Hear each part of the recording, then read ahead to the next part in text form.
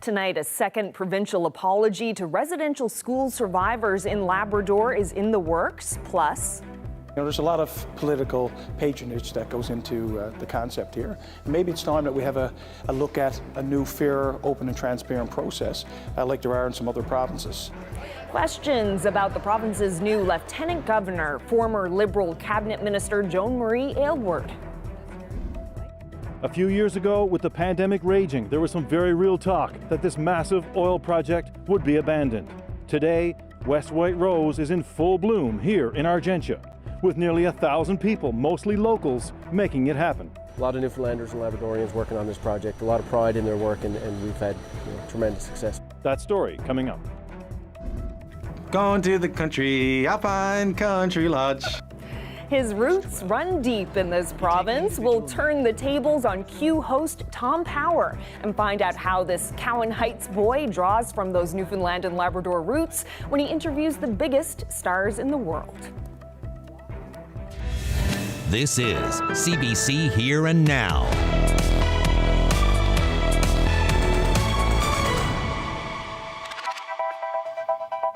Good evening and welcome to Here and Now. Premier Andrew Furey is expected to offer another apology to residential school survivors in Labrador, this time in Hopedale. But the dates and the details haven't been released yet. CBC's Heidi Adder reports. According to a post from Nunatsiavut's Department of Health and Social Development, Premier Andrew Furey will be traveling to Hopedale to apologize to residential school survivors.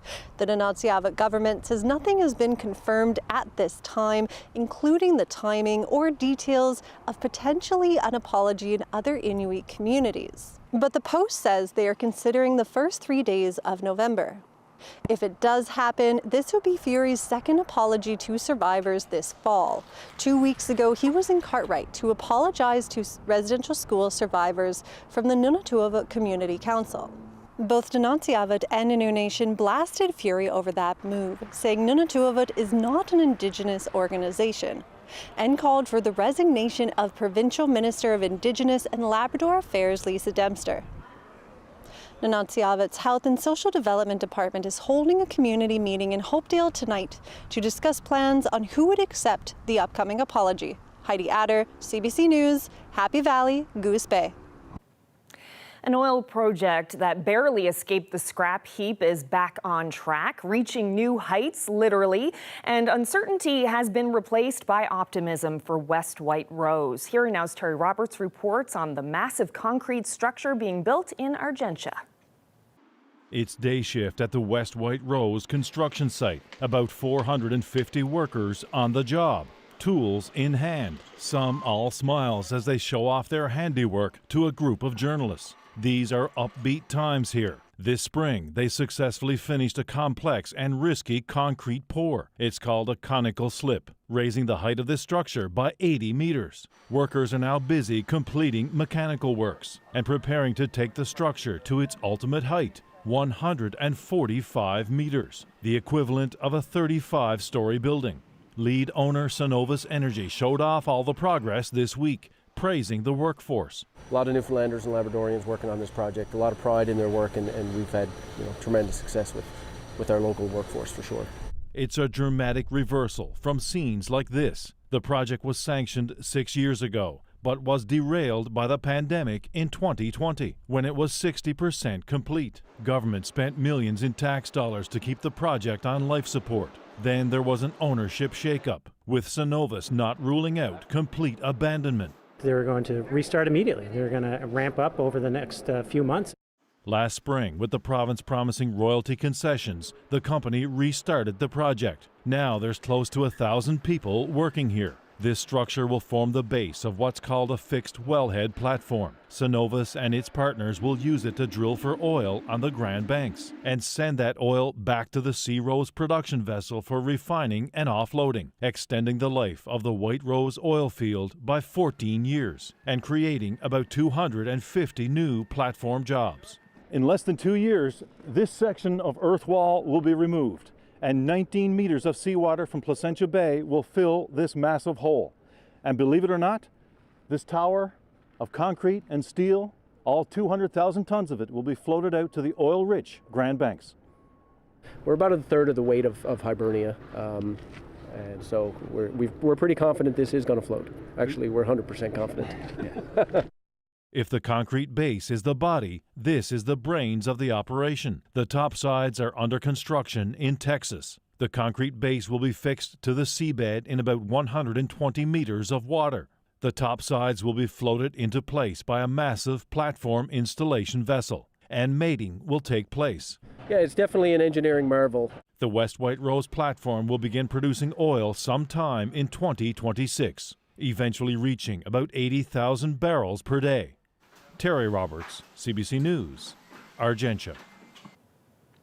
Well, the province will soon have a new lieutenant governor. Former Liberal cabinet minister Joan Marie Aylward will take over on November 14th. Aylward served as health and finance minister in the governments of Brian Tobin and Roger Grimes. Before that, she was a nurse. She takes over from Judy Foote, who was a former provincial and federal Liberal cabinet minister. Aylward's appointment was made by the federal government. The NDP says it would have preferred to see someone Indigenous selected for that role.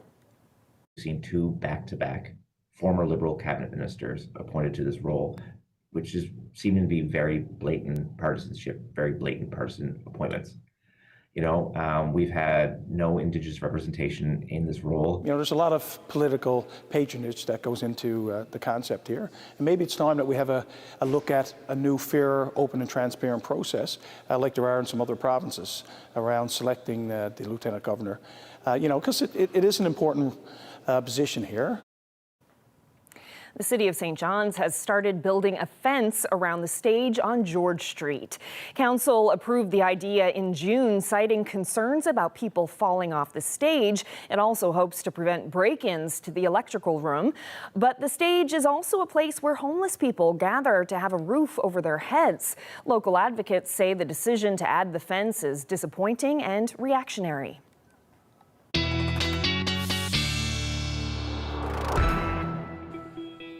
Well, another gray day for most of us this afternoon. As you can see by the map, not a huge change from what we've been seeing for most of this week. This area of low pressure still very much in place to the west and very slowly moving east. But if I zoom in a little bit, you can see some of us did see some sunshine, albeit a sliver of the island did, and up across Labrador as well. Happy Valley, Goose Bay and area saw a few peaks of sun this afternoon, but we still have lots of shower activity. And as we head through the next 24 to 36 hours, this area of low pressure to the south, along with this area of low pressure to the west, are going to combine and essentially going to strengthen. And that is going to bring some significant rainfall to parts of the province in that time frame. It is going to tap into some moisture as well, and quite a bit of it. It looks like for now, most of that moisture will be directed along the south coast of the island. But as we head into Saturday afternoon, we'll start to see some of that towards the Avalon and then maybe even along the northeast coast. So Environment Canada has already issued rainfall warnings for the Canagra Peninsula as well as the Burin Peninsula. And we will talk about how much rain is on the way when I come back in a few minutes. Thanks, Ashley. Well, it's day 6 in the Israel-Hamas conflict. Here in this province, the RNC says it's stepping up patrols at cultural centers, synagogues, and mosques because of concerns over global online threats. Meantime, overseas, Israel's military says it's preparing for a ground offensive should leaders give the order. Israel says more than 1,300 people have been killed there since Saturday and says Hamas is holding up to 150 people hostage. Palestinian officials say about 1,400 people are dead in Gaza.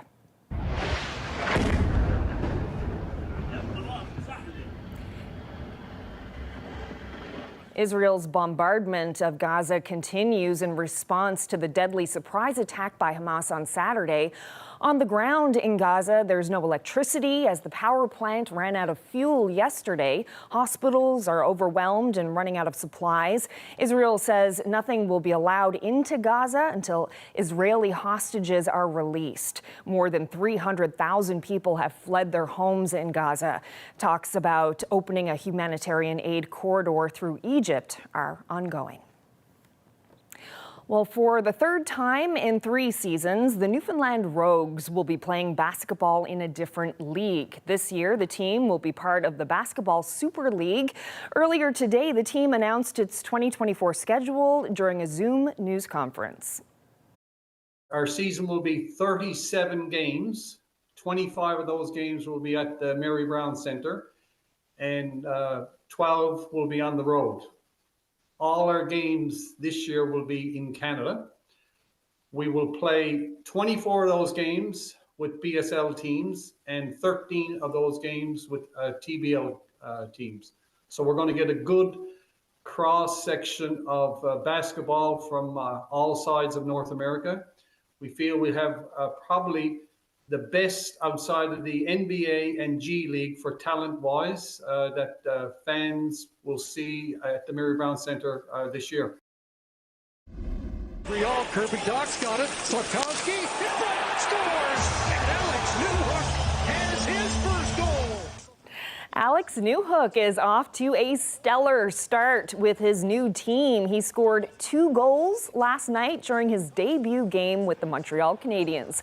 Born and raised in St. John's, Newhook was traded to the Montreal Canadiens in June, but Newhook's excellent performance wasn't enough to get the team a win. The Canadiens lost to the Maple Leafs 6-5.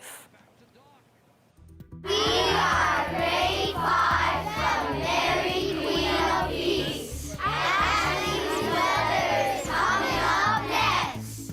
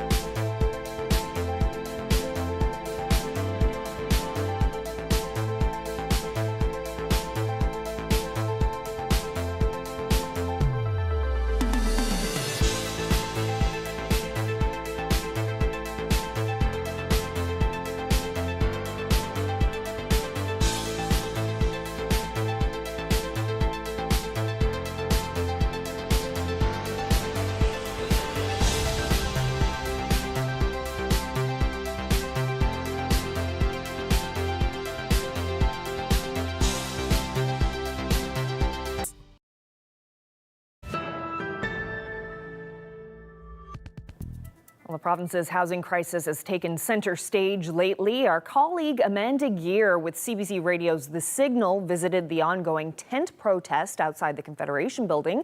She speaks with host Adam Walsh.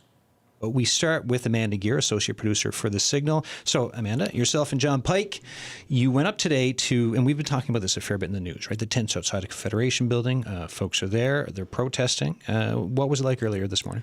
Well, spirits seemed high considering the situation that they're in. There's a lot of tents there. There seems to be more going up every day. In my eyesight, there was about 15 people gathered around the fire and chatting and getting snacks together and stuff. Yeah, they've got that fire in front of that statue of the Portuguese fellow. And so they've got the fire there. The tents are to the side of it. They're all chatting. And what were they saying? Well, they're getting worried about winter coming. The weather so far has been great, according to most of them. But the winter is fast approaching, and it's becoming worrisome for most of them. I spoke to a couple of people that have been staying there for quite a while. Both of them actually have been there since the encampment became a thing. The first guy I spoke to was Brandon. He is living there with his wife, and they have had some struggles. And here's a bit of that conversation. I have been on the island since August the 3rd. I have spent 58 days outside, considered a traveler. My wife has been sexually assaulted. I have been physically assaulted by staff, and I have also been racially slurred by staff. What do you feel are some solutions that can be put in place so that this doesn't happen anymore, to get you guys in a safe place before winter comes? Different legislation, make it easier. Have go with what New Brunswick's doing. Have mandatory rehab for those with severe addiction. So you're not taking up police presence for, causing, moral decay and societal collapse because people are scared to go shopping because of a certain individual is bumming for change for their fix. All right, so you're talking to Brandon there. He talked to you about the ordeal that they've been going through for him and his wife. The suggestion he mentioned, by the way, there's a CBC story up online. The lead for the story says the New Brunswick government is pursuing a controversial approach to addressing drug addiction that could result in people being forced into treatment against their will. The headline on that story is New Brunswick pursuing legislation that could see drug users subject to involuntary treatment. So if you Google that, you can find that story if you want to find out more. So that was your conversation with Brandon. Who else did you talk to? I also spoke to a 43-year-old mother named Karen, and she wanted to mention that not everybody is there for the same reasons. There's a multitude of reasons that people are in this situation, and this is what she had to say about solutions to this problem. Build new units for housing and other places where you apply for housing, like St. John's Housing, Co-op Housing, and other places, and like Northview and all them. It's like make it a little bit more affordable for us. We need our homes. If instead of just keeping us out here and homeless and representing for a lot of other homeless people, build us homes, and in the homes like certain services for each need, right, for medical wise, wellness wise, and because there's different needs for everybody in homelessness, right, for for addictions and for your psyche because you lose a lot in the shelter shift, right? And being homeless. It's a lot to lose, and it's hard on the head, and people fall. So what was this, was this morning you were there? What time was that? Around 10, 11 o'clock? Around 11 o'clock I was there with them, and they were just preparing their, getting ready for lunch, having some coffee. But the vibe down there is overwhelming. It's overwhelming to be around folks who are in such a precarious situation with their living. Well, meantime, food banks and PEI say they're seeing double-digit increases in demand, and officials say they don't see it slowing down anytime soon. Sheehan Desjardins reports. This was filled on Thursday. Aside from Christmas, last Thursday was the busiest day ever at Southern Kings and Queens Food Bank in Montague. 76 families showed up here.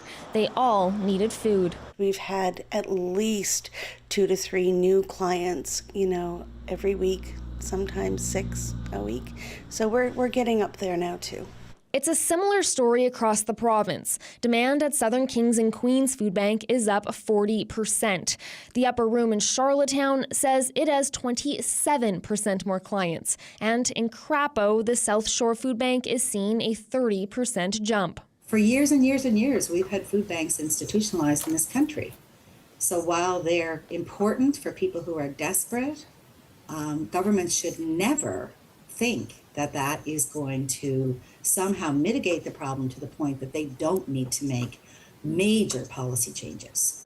The co-founder of the food bank here in Crapo says she's never seen numbers like this before. They recently had to turn 12 people away, sending them to other food banks because of demand. It kind of made me feel sick, and I cried a little. It is getting worse, slowly and steadily getting worse. And now with winter coming and the cost of heating your home, it's just going to escalate. The upper room in Charlottetown is expecting a busy few months too. The holiday season is getting closer. When money is tight, a family's food budget often takes a hit. Definitely it's getting worse. In August, we had record numbers, and August is usually a slower month for us. And September, unfortunately, kind of blew August out of the water. So we're really preparing for a busy winter. Back in Montague, Norma Dingwell is getting ready for the next rush of people. She says all these potatoes could be gone by tomorrow. And while donations have slowed down a bit, everyone is thankful to those stepping up to help. Chien Desjardins, CBC News, Montague.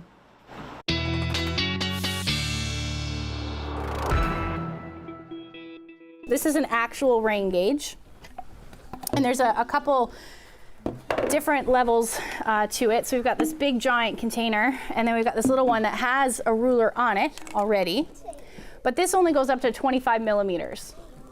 So we often see more than 25 millimeters of rain, right? So way more. So this is our rain. See how much rain. This is more than 25 millimeters. Oh, it's exactly 25 millimeters. That's pretty good. So this was the grade 5 students at Mary Queen of Peace here in St. John's this morning. They were all in their weather unit, so we spent the morning chatting all things weather. We talked about ways to measure precipitation, as you see there, and how meteorologists use that data. So great questions. And let me tell you, they were very hurricane savvy. Oh, were they? Very much so. They knew all the names, they knew everything. It was very impressive. Looks like it was fun. It was fun. I love doing that stuff. It's my favorite part of the day. Yeah, for sure. Okay, so looking at the forecast now, how are things looking? Well, as we head through the next 24 to 36 hours, it's going to get fairly rainy. I know it's been very cloudy and with drizzle and fog patches for a lot of this week, but yes, things are going to get rainy. So let's take a look at what's going on out there. So we've got that area of low pressure to the west, and if we zoom in a little bit, some of us did see some sunshine today, which was a nice welcome break, but those clouds have moved back in again and will pretty much stick around for the next couple of days. We do already have lots of showers working their way across the western portion of the island, and then up across Labrador, we're going to see some of those showers move in as well. If we take a look at the current temperatures, a little cooler, especially on the west coast than it was yesterday. We're hovering around 12 degrees in St. John's, down to 10 in Corner Brook, and temperatures across Labrador are hovering anywhere from 11 degrees to the warmest to single digits along the coast. And your temperatures tonight are going to stay chilly as well. Now, as far as the future tracker is concerned, we do have pretty much just this shower activity like I was talking about, generally cloudy tonight, maybe a few heavier showers towards the west coast. And that's the story up across coastal areas of Labrador as well, especially the southeast. But other than that, not a whole lot until we get to the morning hours. This is when we're going to start to see some of the heavier shower activity develop along the south coast of the island. And as the day goes on, this is going to spread across the island with those heavy showers eventually making their way towards the Avalon as we get into late day Friday.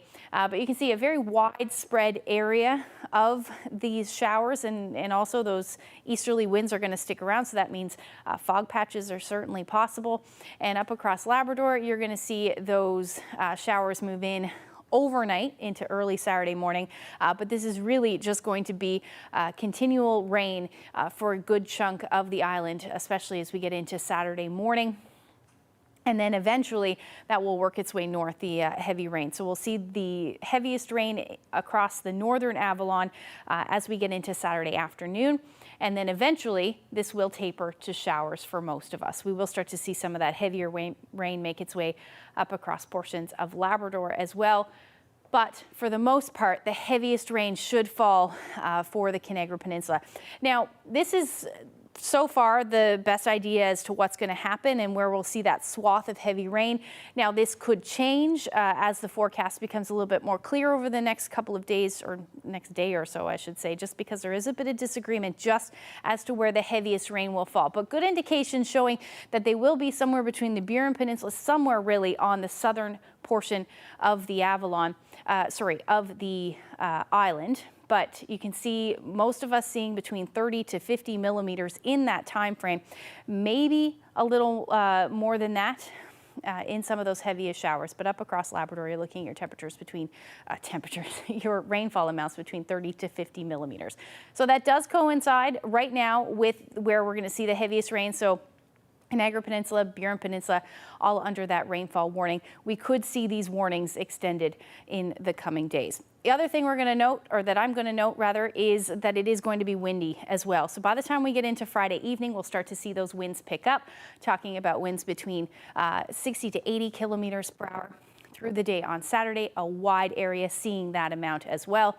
And they'll eventually ease as we get into your Saturday evening. Here's your temperatures for tonight, most in the single digits, but about 10 to 11 degrees for the east. And then for tomorrow's forecast, your temperatures not moving much. You're talking between 13 to 14 degrees across the island, but we are looking at single digit temperatures for those of you in Labrador. And the long range forecast, we will see a dip in temperatures as we head into Tuesday evening. And then for the rest of Labrador, or for the rest of the island rather, we're looking at between 6 and 7 degrees.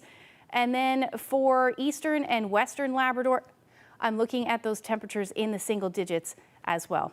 Now, for the rest of your weather photo, we're looking at the fog rolling in through. Trouty. Okay. Sorry. We're doing something a little bit different tonight for the remainder of Here and Now. I'll be speaking with a Newfoundlander and Labradorian who has conversations with some of the biggest stars in the world. We'll speak with Tom Power coming up.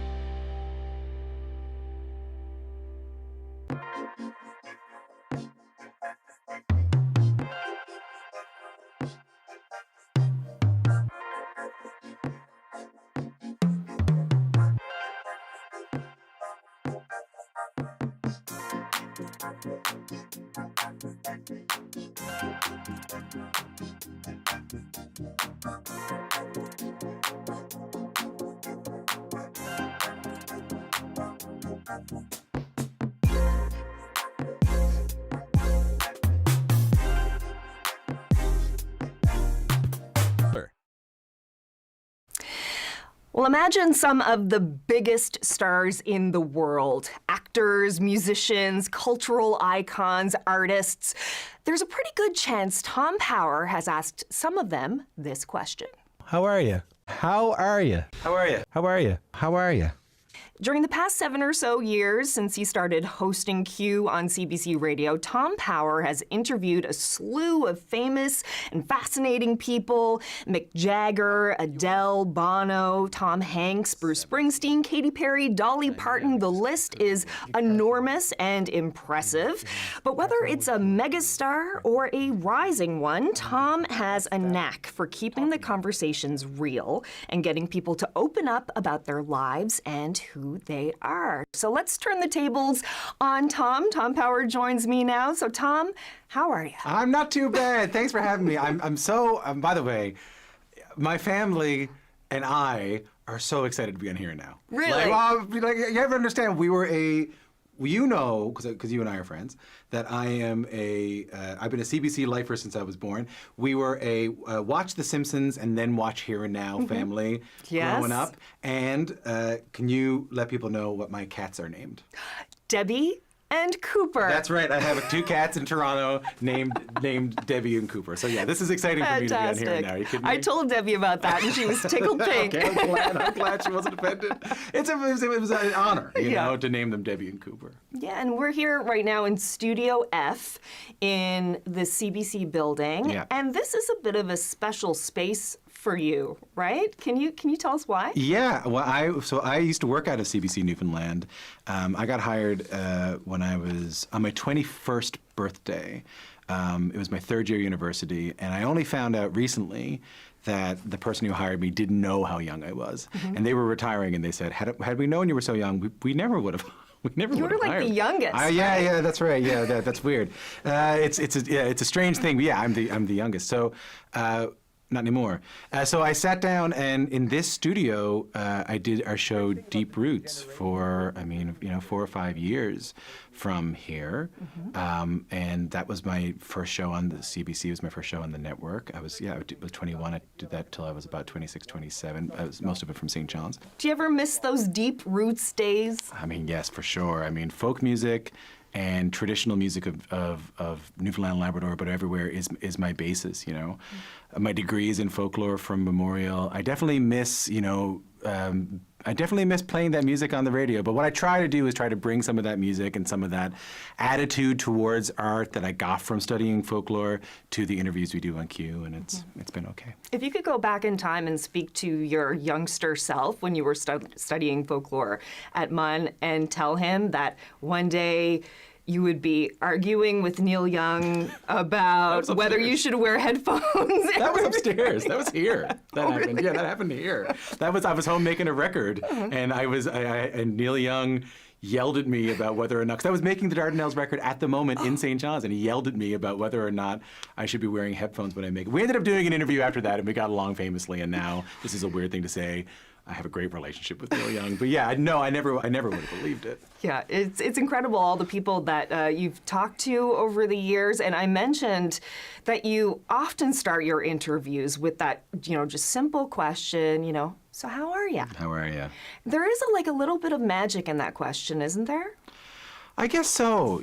I've been thinking a little bit about that, because when we won those kind of awards that we won and people started talking about the show, I guess I started thinking a little bit about why we do what we do and how we do what we do, because as you well know, sometimes that's the scariest question to ask yourself, because it's going all right, I don't want to mess it up.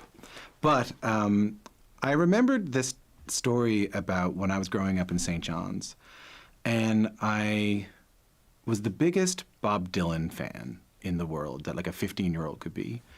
You know, my parents are great musicians, like, you know, singing around the house, guitars and singing. And my brother's a great musician, and my sister's a great musician. My sister's into Swingin' Bells. And so I was raised around this folk music, and I was a really big Bob Dylan fan.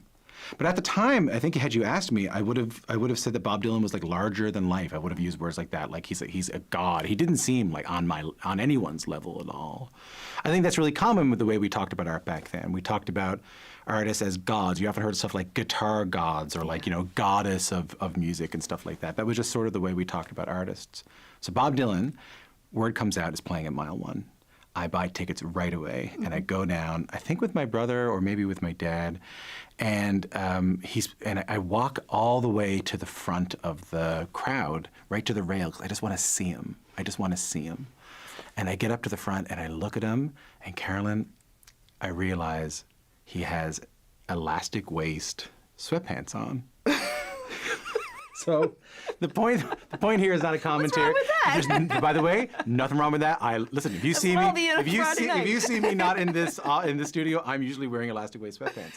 What it taught me was that he wasn't a god. He wasn't this otherworldly figure. He was just like me and you. He was just like everybody else. He was just a person. And when I say just a person, it made me realize that I thought about this a lot afterwards when I was younger. His work is more meaningful to me. His art is more amazing because it doesn't come from some other place, from some sort of like God, apotheosis place. It comes from us. Mm-hmm. So I often feel that when I can start by saying, "How are you?" all I'm really just trying to do is just get us on that level. I want to let you know I'm not here to talk to you about, I'm not here to talk to you in any other way, but just two people sitting down having a chat. And that realization that these big, gods, music gods, are just mere mortals. when you came to that realization, do you use that when you are interviewing big stars like Adele? And a lot of people would get freaked out by sitting down and having a face-to-face conversation with people of that caliber. Don't get me wrong. It's not that I don't get nervous and these people don't mean something to me. I remember when we had Jerry Seinfeld on the show, it was over the phone, so I couldn't see him. And he said, "Hi, this is Jerry Seinfeld," to me. And I had to turn off my microphone because I couldn't stop laughing at the sheer absurdity of it. When I was sitting down with Adele before she walked in, absolutely, I was terrified. And you do have, and Mick Jagger's a great example of this. Mm-hmm. During the Mick Jagger interview, I allowed myself like 10 minutes in to have a moment where I went, "Well, there he is. That's Mick Jagger. That's Mick Jagger from the Rolling Stones." But it's not just it's the realization and the powerful realization that these are just people making things and people making remarkable things. But also when you meet them, the great ones, the Bruce Springsteens, the Adeles, the Harry Styles, the Jerry Seinfelds, the Denzel Washingtons, they are so kind and so personable, all of them, without exception, and they are so human and normal. We kind of put each other at ease. Mm-hmm.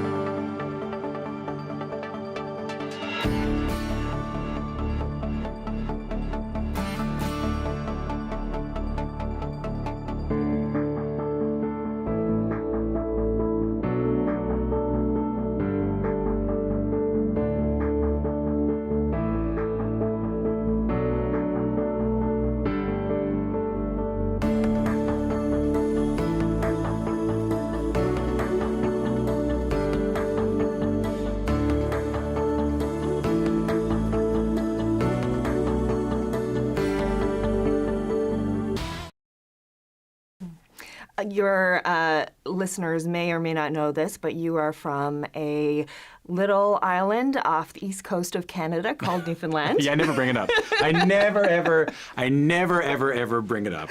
Your producer mentioned to me that he thinks that you've brought that up in 60% of your interviews. Yeah. Well, oftentimes people hear my accent and they wonder where I'm from because they think they're talking to Toronto. They know they're talking to Toronto. That's where I live. And I think they expect to have someone go like, well, hello, my name is Tom Power. Welcome to the, But they get me on the line and I'm going like, how are you? Nice to meet you. Yeah. We're going to talk to you a little bit about your new album. And they often go like, what is that? Who are you? Are you Irish? Are you Irish? What are you? And I'll say, oh no, I'm from Count Heights. No, I don't say that. I say I'm from Newfoundland, and they often go, where's that? Or they know it from Come From Away, or they've heard about it at some point. They know it from Great Big Sea, and yeah. So I try to let them know a little bit about where I'm from, and a little bit that I came up in music, and then I played music for a long time myself, and yeah, I try to let people know about it. But yeah, I'm not afraid of bringing up that I'm from Newfoundland at all. And this is kind of a big question if you think about it, but how has being from Newfoundland served you in this job? I think that in addition to the Bob Dylan story, the thing about growing up in Newfoundland and Labrador is that you have to see everything that comes if you're interested in art. Like when I was growing up and I was interested in the performing arts and in the arts and music and books and all that, I went to everything. Because that's kind of what you got to do. There's an arts scene here. More than there is a music scene or a film scene or a theater scene, there's an arts scene. I would be going to theater shows that Andy Jones was putting off. I'd be going to theater shows that Jodie Richardson was putting off. I'd be going to Liz Picard shows. I'd be going to see punk shows at CBGB's. I'd be going to see metal shows at CBGB's. I'd be going to see country shows like Ron Hines or Blair Harvey at the Rose and Thistle. I'd go to see the discounts at the Ship. I'd go to the Eastern Edge Gallery to see Christina Parker's gallery there, or Christina Parker's gallery there. I'd go to see anything that I could, and I would see the same people at everything, because when you grow up in Newfoundland and Labrador, you have to have a wide taste in the arts, because you're in some ways either limited by what comes here, or you find yourself being part of the scene that exists here, the arts scene.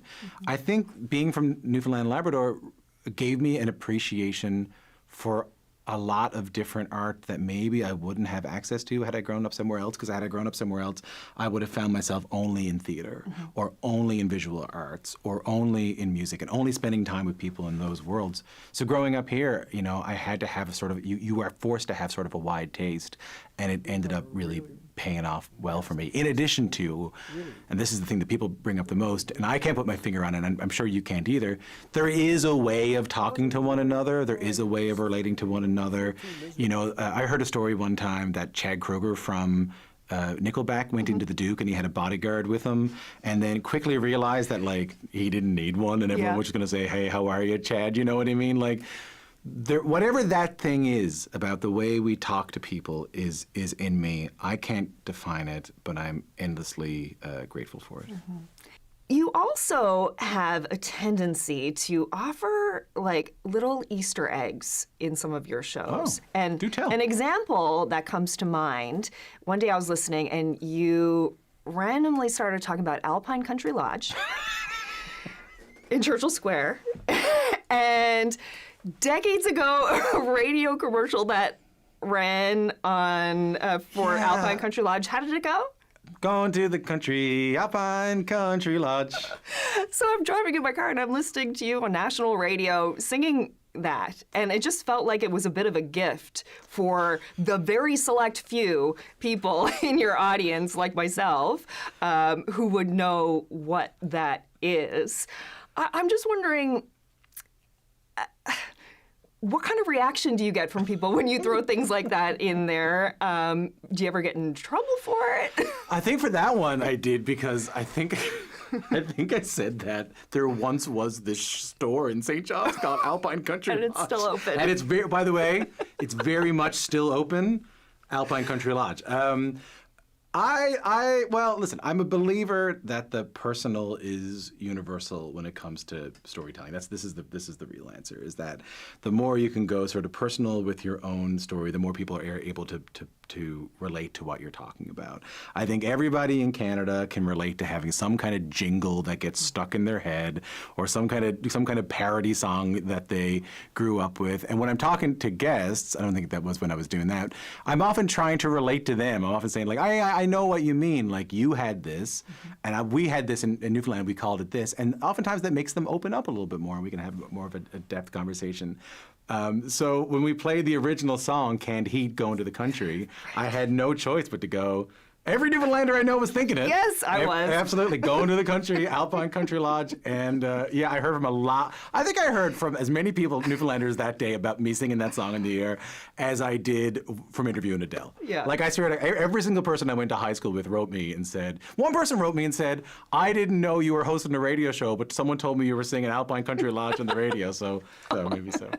And, you're also a folk musician. That's very much a big part of who you are. And it kind of allows you to geek out with some of your guests, some of the musicians who come on there. You get to geek out about instruments and chords and songs. Yeah. And one example that comes to mind is Max Martin. Oh, yeah. And when you were interviewing him about the minutia of the song, "Oops, I Did It Again." Yeah, I did. Someone gave me a hard time for my Newfoundland exit in that moment that I said, like, "Oops, I did it again." Oops, I did it again. Yeah, Max Martin, for people who don't know, is the third highest grossing songwriter of all time. I think it's like Lennon, McCartney, and Max Martin. He wrote all the songs for NSYNC and Britney Spears and the Backstreet Boys and all those. And yeah, I think it's important to let people know that the thing about being a musician, in particular a folk musician, is that there's a demystification process when it comes to making art. Like, again, I know how boring it is, so therefore I know how remarkable it is. I know that in order to make Hit Me Baby One More Time, Max Martin had to... It wasn't like it was in a musical. He had to sit down and press a keyboard over and over and over again, and he had to EQ over and over and over and over again. And he probably ran through, his hard drive probably collapsed, and he had to get a new one. And anytime I can kind of let people know that, like, hey, I've been there, I find we can get a much more deeper and richer conversation, because we can put aside some of the facade a little bit and just talk. And yeah, in that one, I didn't expect to sing for him. That was a weird one. But I was trying to get my point across, and I said, the line of the song, and I just started singing, and it hits me, and I went, I realized that I'm singing, by the way, he's mysterious. I think that was his second or third ever English interview, and because he's Swedish, and I realized in the middle of it, oh my God, I'm singing for Max Martin right now.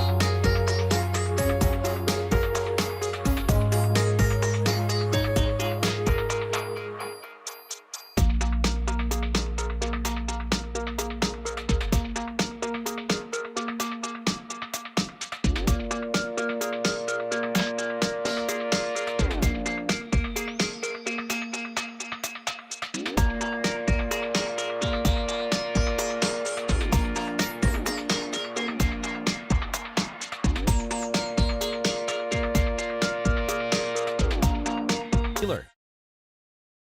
You clearly always do your homework before an interview. Can you just tell us a bit about how you go about preparing for these conversations? I mainly just do other people's homework. You know, I do math, do calculus, I write the AP English test a few times. I would be irresponsible if I gave you the impression that I did this by myself. I work with, I think, the best team in podcasting and in radio, the team that work on Q with me. And we collaborate on this stuff together, you know. They come to our pitch meetings with, you know, the opportunity to talk to these amazing people, but they're the ones chasing them down, calling them, you know, asking them, you know, letting them know what kind of show we are. They're the ones compiling, like, you know, books and books and books and books and articles and albums of research, and they're giving them to me. And they're the ones compiling, like, suggested questions, like, you know, here's some stuff you might want to talk about. I sit down with them, we collaborate on that, we change things around. I put in a bunch of stuff that I'm interested in. And then the work kind of begins, yeah. So, you know, I think for Mick Jagger, it was a full month. In addition to doing the show, you don't get that luxury very often, but it was a full month in addition to doing The Daily Show of reading everything I could. I think I read, it sounds braggadocious, I don't mean for it to sound, but it's the honest answer. Great work. Thank you. I used apotheosis and braggadocious in the same sentence, in the same interview. It's not great. I read every interview he did from 1963 on, which I found in an archive. Wow. So I did that. I read a biography of him. I listened to the album, and I tried to listen to every album. And then I watched a couple of documentaries, and I just wanted to be as ready as I possibly could. The goal is that, you know, my producers and I, we sit down and we compile this research and we compile these questions, and we kind of know what we want to go, and I do all this research so that when I sit down with them, I don't have to think about any of it. Mm-hmm. My dad used to tell me that my dad was he golfed for fun. He golfed for fun. I want to say he was a great golfer. I don't know if my dad was a great golfer. I think he was a fine golfer, right? You know, he liked golfing a lot. And he used to tell me that the way he approached golfing was that he would put in so much work at the putting green and so much work at the driving range, just over and over and over and over and over and over and over, putting in technique, working on technique, you know, working on stance, working on everything, so that when he went onto the course, he could forget all about it and just hope it sunk in. Mm-hmm. So I tried to do as much research as I possibly can, try to think about the questions. Again, I'm not interviewing Doc O'Keefe here, you know what I mean? Like, I'm talking to artists about their art, you know? Like, I'm not interviewing anybody about garbage collection. Like, right. I'm not interviewing the minister of, you know, I'm not the natural resources, nothing like that, you know? But, so in my case, I like to take all that in, do as much research as I possibly can, so that when I sit down with them, just like right now, when I sit down with them, I can just focus and I can really listen. Because Sheila Rogers taught me that the job is not really interviewing, and you know this 1,000%. The job is not really interviewing. The job is really listening. Mm-hmm. And if I have all that research inside of me, I feel like I can listen a little bit better. Who is your, like, white whale? Conan O'Brien. Really? Conan O'Brien, yeah. Conan O'Brien, because when I always have an answer for that, because I'm always hoping he's watching. I had to stay up till like 3 in the morning to watch, like 2 in the morning till 3 in the morning to watch Conan, and I did it as much as I could. So in high school, I got like very little sleep because I was watching Conan O'Brien. But I remember being in my parents' basement, watching his final episode when he got fired from The Tonight Show. Mm-hmm. And he said this thing, I've never talked about this before. He said this thing that has stayed with me. And he said, nobody gets everything that they want out of life, but if you work hard and you're kind, amazing things will happen. And I went, well, that sounds good to me. Yeah, you know what I mean? Like, yeah, like, you know, that sounds good to me. Nobody gets whatever they want in life, so let's not like set some kind of goal, and if we don't hit it, feel bad. But if you work really hard, and you know this, if you work really hard and you're just generally nice to people, amazing things will happen to you. And it's been the case in my life. And Conan has, I've lived, the life so far is, I mean, I could retire tomorrow with all this stuff we've been talking about. And I will sometimes come home and I'll say to my girlfriend, to my partner, I'll talk to Bono and I'll look at her and I'll say, I'm from Count Heights. I'm from Count Heights. I went to play against sports. Like, this doesn't make any sense. Yeah, I studied folklore. I swam at the Aqua Arena. And like, it's a beautiful. It's never lost on me. And so Conan was a really big part of, like, I think, kind of setting my direction forward in terms of being how to do a talk show and all that. And I love his podcast. And I feel like I've talked to everybody else, but he's my white whale. He's the guy I really want to talk to. I really love to have him on. And Carl Wells. I've interviewed Carl Wells. Really? Yes. Man, he was a big part of That was my when life. Debbie retired too. He was a big part of our lives growing up. Yeah. Huge. I love the idea of you just kind of sitting at home and it just hitting you like a bolt of lightning every once in a while, all the things that you've done and all the people that you've talked to and reflecting on that and just thinking how amazing it is. It's not lost on me. The night before I flew to see, no, none of this is normal. Don't let the jacket fool you. None of this is normal for me. I am very grateful that Francesca Swan and Glenn Tilley and Havoc Franklin took me in at CBC Newfoundland all those years ago. I'm very grateful that people at VOCM gave me a job when I was 19 reading the weekend weather. Wow. I know, and I'm very, very grateful that that someone at Spirit in Newfoundland, where I was bussing tables, said she knew someone at VOCM. You know, like, I am so grateful for all the people who have stuck their necks out for me along the way to help me get to the point where I'm going from the Aquarina to Mick Jagger. Yeah. Well, Tom Power, thank you so much for